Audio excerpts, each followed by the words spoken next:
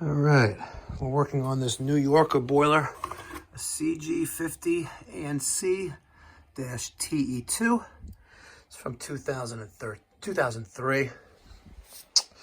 Customers complained a couple things. Number one, temperature and pressure gauge was reading almost 240 degrees. Pressure was over 35. You had a drip on the relief valve. There's the new one. And the expansion tank was mounted upside down. It needs to be pointing down. Extra number 30s, 60s. Read the instructions. Gentlemen, read the instructions. Let's see where it says it. Mount tank vertically in downward position only. Ensure the piping can support the entire weight of the tank when full of water. Guys, read.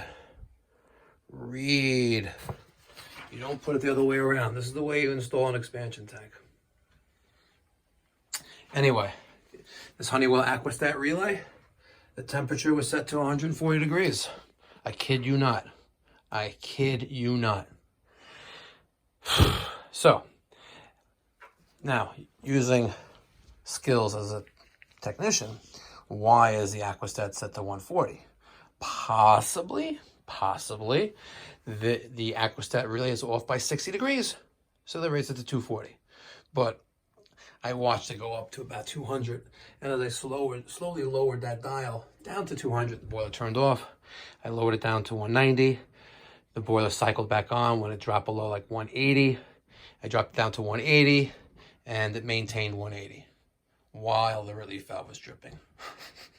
So I put a new, there wasn't a drip leg on this, and yes, I know it should be 18 inches above the floor or whatever.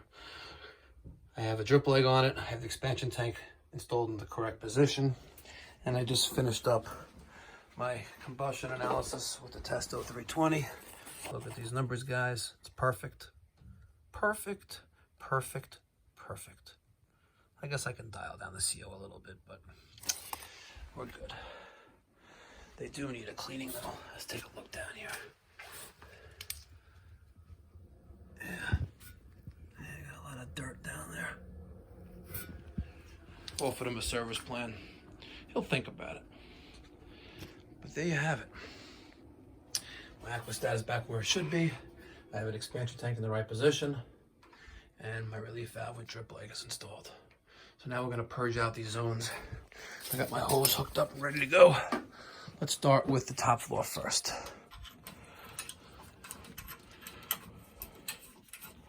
Actually, let's do the basement first.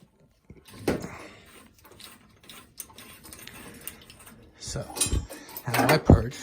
This is how everyone else should probably purge too, but you have your garden hose or hose to a bucket. We close the return valve. Okay? And keeping an eye on this, make sure it doesn't flap around. One-handed, guys. I got skills. Open this up. We're gonna purge this out. We're gonna raise the manual fill lever on the pressure reducing valve, kicking up the pressure, keeping an eye on that, purging out any air in the basement zone. Then I'm gonna do the first floor and then the second floor. Then I'll turn on the system and test for circulation. These all should be hot when I'm done.